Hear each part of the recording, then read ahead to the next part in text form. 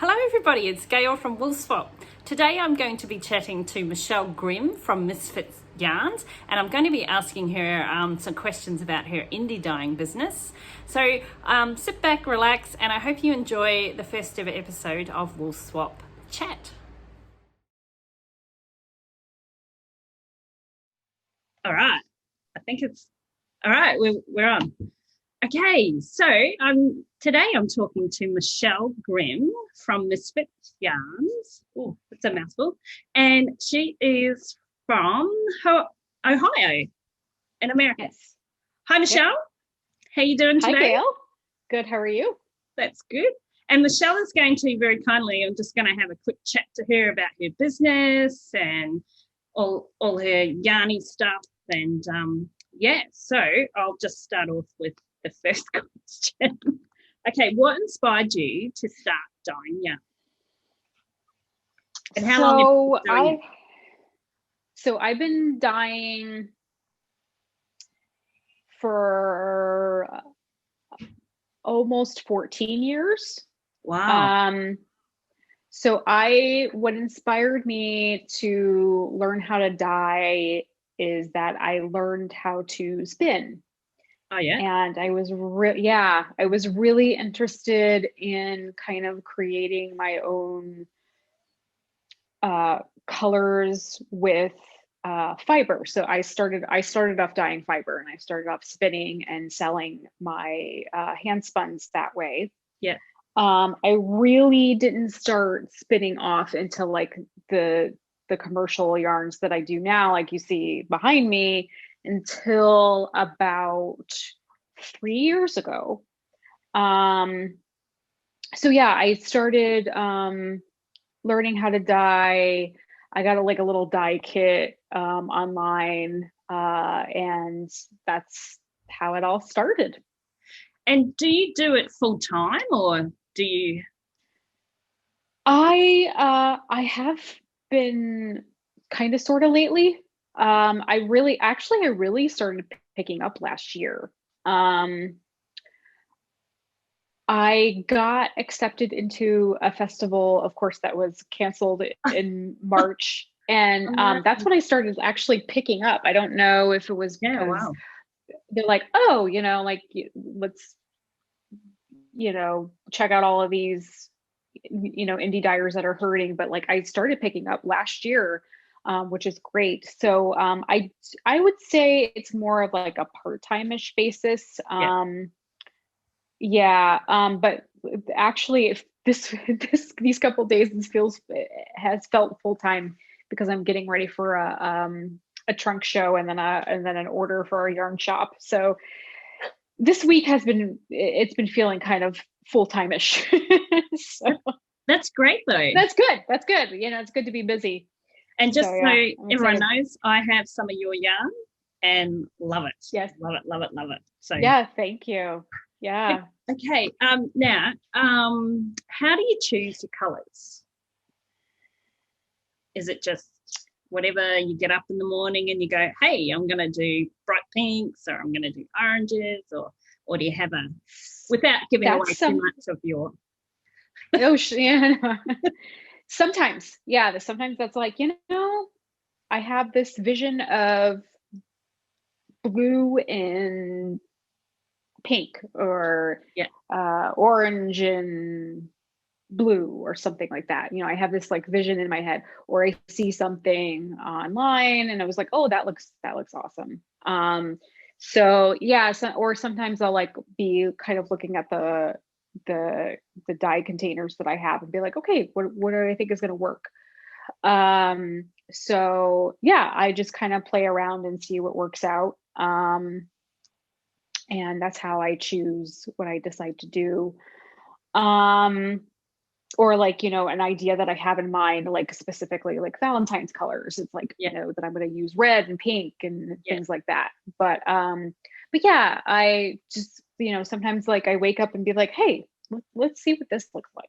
yeah, Or I'll just look at, again, yeah. my different jars and be like, I wonder if this color and this color will look good together. And So then yeah. do you write it all down so you remember, or Do you just go, yes, because I probably do. create So and forget.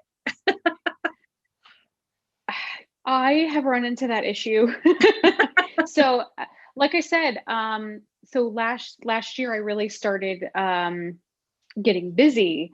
So I've had to improve my reproducibility.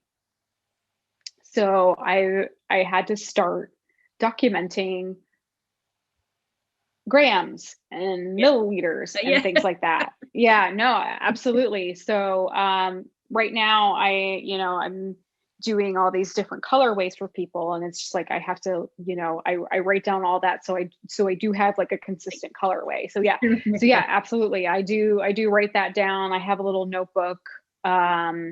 I'm starting a spreadsheet to make it a little more streamlined. Sometimes I have notes in my phone, be like, all right, what did I do? So yeah, no, absolutely. I do write them all down. Good. Some of them are like, I do so frequently, I like have in my head already, but yeah, I need to write them down if I need to reproduce them. Yeah. So yeah. And I see the other day that you jumped on board with the Bernie Sanders. I did. What a classic. I did. I actually saw it. I saw it on TV and I went, oh, that's pretty cool. Look at his gloves. And then next thing, it's social media's gone AWOL. Yeah, about it's like crazy. It's crazy. It's crazy. And there are so many patterns now on Ravelry and stuff like that. Yeah, so I do have Bernie mitten kits. He's That's the become other thing with like accidentally famous in the yarn community. he has. I mean, like, Vermont, for those who don't know, Vermont's pretty like has this like stereotype of being like kind of like granola and hippie. And so it's very typical to have like recycled, wool mittens from a Vermont teacher.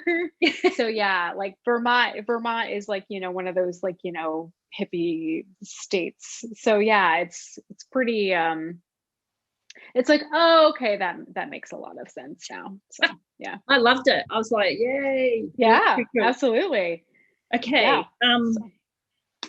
Well, this might tie into the color thing, but what do you think makes your yarns unique? Because we know there's loads of indie dyes out there. There are. But everyone seems yeah. to have their own kind of style. And what do you reckon yours is? If you don't want to answer, I think too hard. It's a bit of a tough question. No, I mean, I think I have like I think I do have like a fun sense of like color. Yeah. And I think I have a unique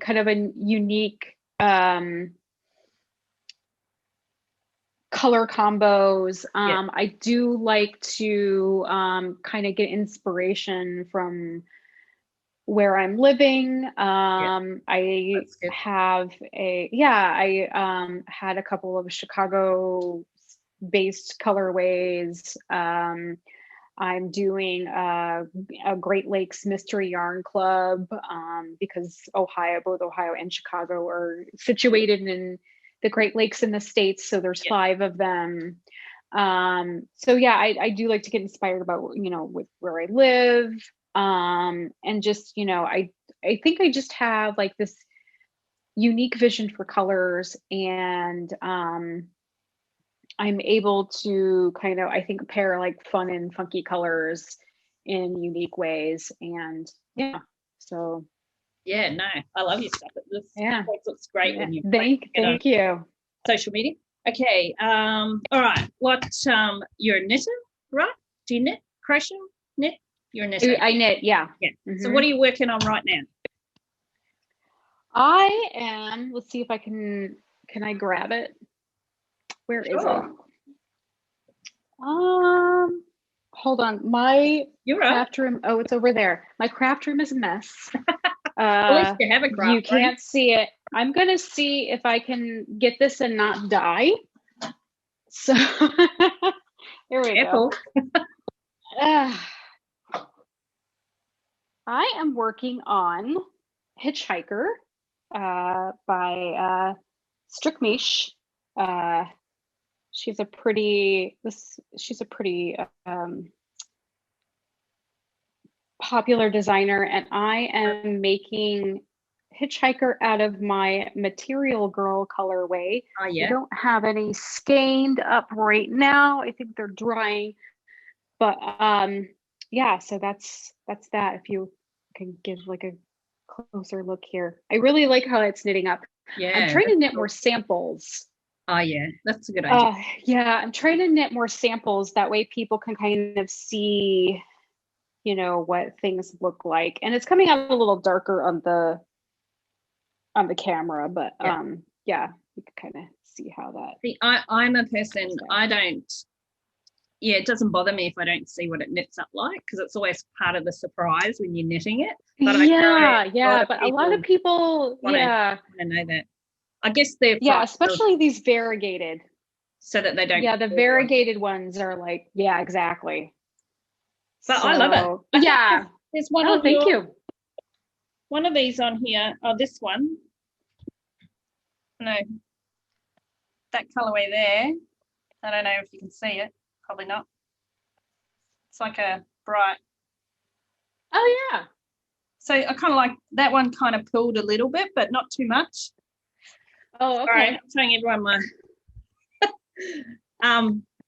So yeah. Oh, cool. Okay. So I'm knitting. Oh, it's called Unwind Tea. It's like a mosaic, short sleeved, and it has a panel of mosaic colorwork down the front and the back and on the sleeves. So okay. Colorwork lately. It's a little bit tricky because I knit like that. I don't do. You're a thrower? Yeah, I'm a thrower. That's it. I'm a thrower too. Yeah. I'm learning too. Yeah. color work with the second hand, which just I guess practice. Yeah. It is a little tricky. Yeah. I took a class in Fair Isle a long time ago, and they kind of showed me how to work my left hand because I'm also a thrower. Yeah. So yeah, no, it was really helpful to like kind of take a class and learn how to kind of manipulate my left hand without really like having to knit with my left hand. You know what I mean? So I think it's just repetitive, isn't it? Because then it's memory. It's like your hands remember. Yeah, absolutely. Yeah. I'll get there slowly but surely. You will. Okay. All right. How? When and how did you learn to knit? So how long have you been knitting? So I learned over 30 years. So I learned how to knit when my grandmother used to watch me and my brother before school. So she would teach me how to knit. And it's really one of those, I think that teaching someone how to do something is really like one of the most important gifts you can give someone. Yeah, absolutely. So it's really something, you know, for a while, I didn't really realize like how important that was. But now it's like, it's like my life. Like, you know, I do it every day, and now I dye yarn like partially for a living. And, you know, it's a big part of my life. And yeah, so I mean, I was probably like 7 or 8. Yeah. So yeah, I've been knitting for over 30 years. And yeah, no, it's a really great skill to have that I'm really lucky to have been able to learn at such an early age. And I really enjoy teaching people. Because again, I think it's something that's just really valuable to teach people. So yeah, absolutely. So yeah, a long time. Because back in the day, we didn't have YouTube videos, did we? No. And you know, that's the thing. It's like, you know, every time I made a mistake, it would always be like, hey Grandma, can you fix my mistake? She's like, no, you have to fix your own mistake. So she would always like, she was always like, she was that good teacher who would like teach me how to fix my own mistakes. Yeah. You know, she's like, oh, you know, I mean, like all of the like kind of tips and tricks that I know, like I learned from her even at such a young age.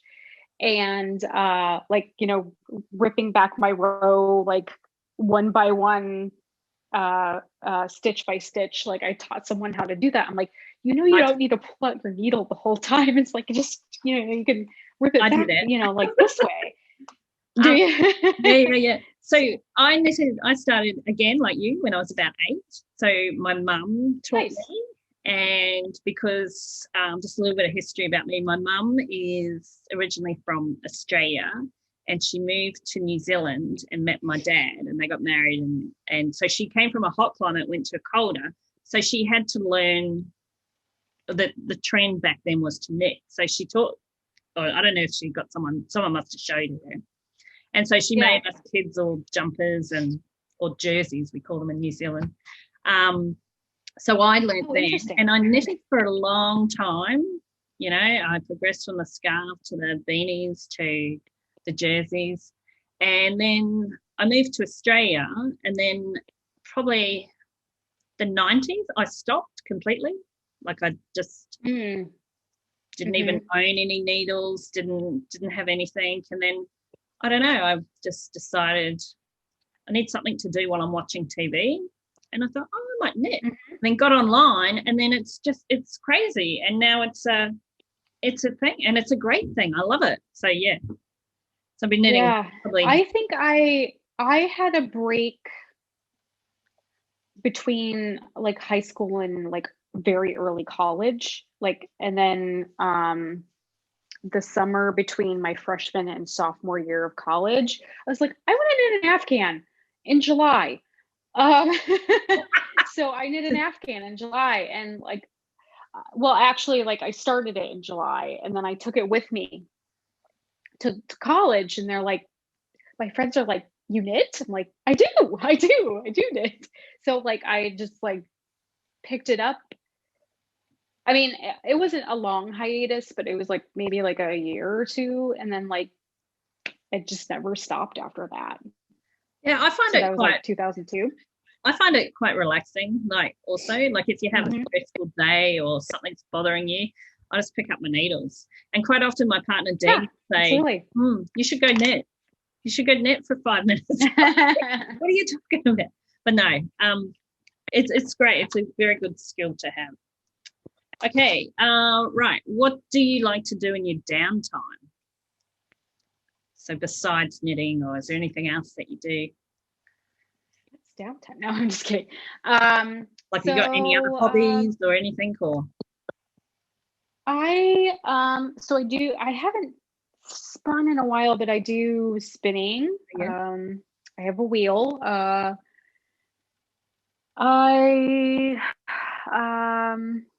I also have a rigid heddle loom that I haven't used in quite a while. I was trying to learn how to weave. The setup is a lot.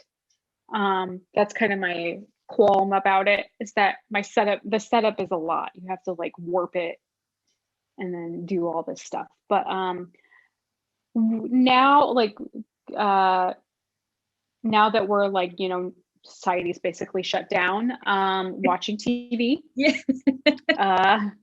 walking my dog, but pre-COVID, it would be like going to music festivals and things like that. But now, you know, Chicago has a few. We would travel and go to a few, but you know, now that's not happening for a while. So yeah, we're watching TV, trying to figure out what we should watch next. My husband and I, walking my dog. Tomorrow I'll be snow blowing. My driveway. That's crazy. So that's a hobby. Yeah, no, it's hard for me to comprehend the snow being a homeowner. Oh yeah, joys of being a homeowner. This is my first home. I mean, like owning a home. Yeah, wow. I've always been in an apartment. So it's a house, and I haven't. It's a house. Mm-hmm. Yeah, it's a house. Yep. So yeah, I'll be doing some snow blowing tomorrow. So. Oh my goodness. And did you want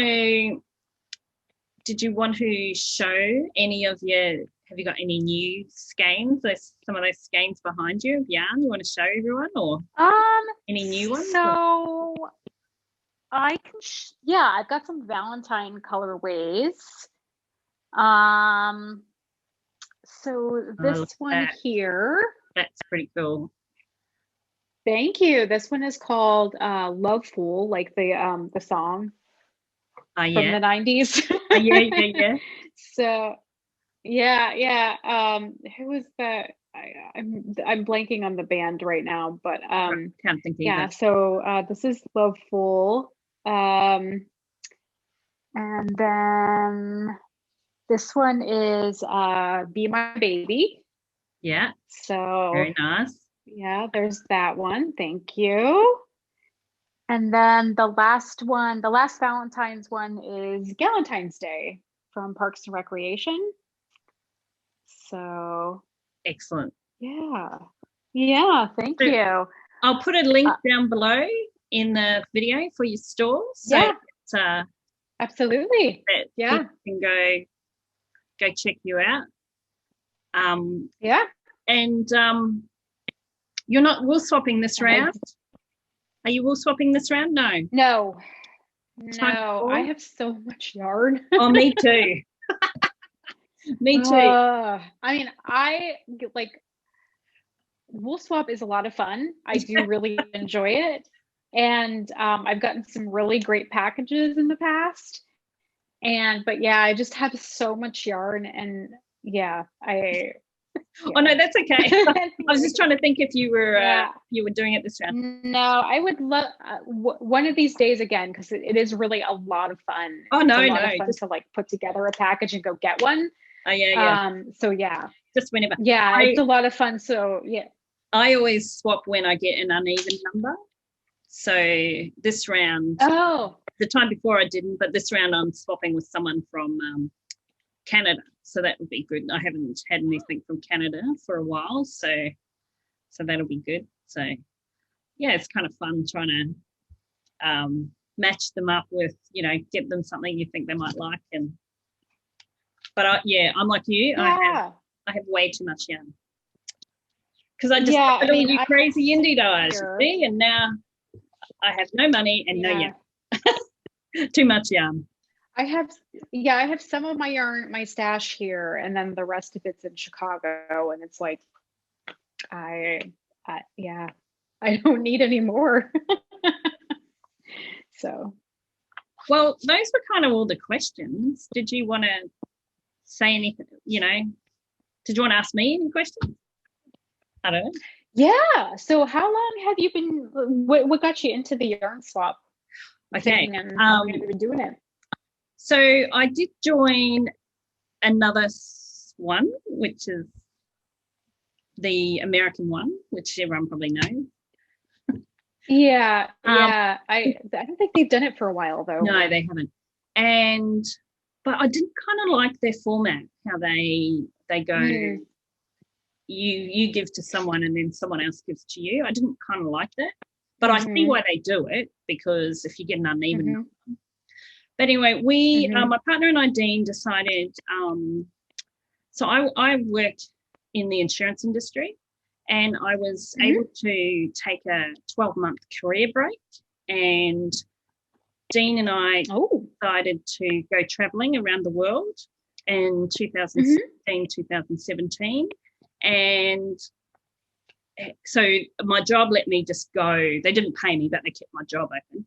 But I thought, well, I need to have something online that I could do while I'm traveling. So I thought, you know what, I'm just going to try. So came up with the name Woolswap, and I thought I wanted people to swap with each other so that they can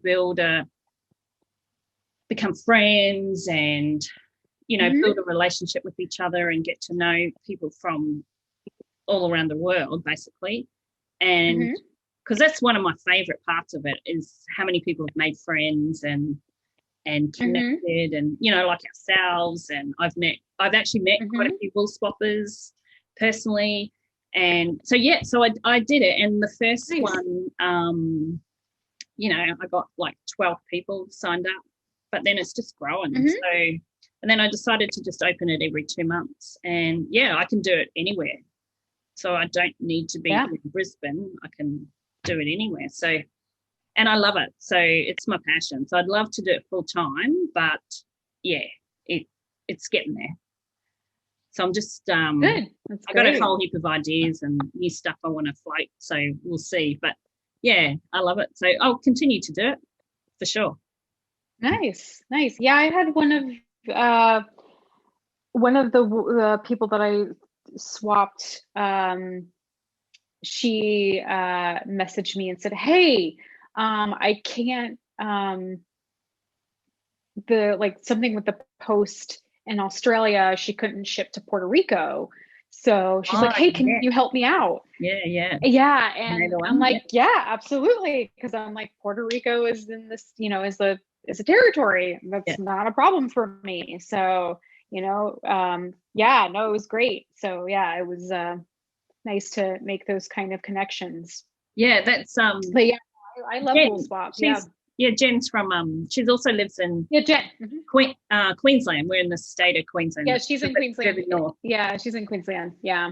No, she's lovely. So yeah, so that gives me a I really loved hearing those stories because it's not necessarily about sending and receiving a package. It's more about the connecting with people. Yeah, Right, right. so I do. Yeah, no, I do try and stress to yeah, everyone it's a lot of to fun. communicate, and So I've actually joined through Woolswap as well through somebody in Pittsburgh. I joined their knitting group. So every Saturday morning, Have you? I sign in because That's they funny. don't go to the yarn store anymore. So I've made friends with all these ladies in Pittsburgh. So that wouldn't have happened if I hadn't done That's Woolswap. funny. Well, I hope you enjoyed the very first episode of Woolswap Chat, and it was fantastic to get to know Michele and all about her indie dyeing business. So I also hope you enjoyed it, and I'll catch you next time. Bye.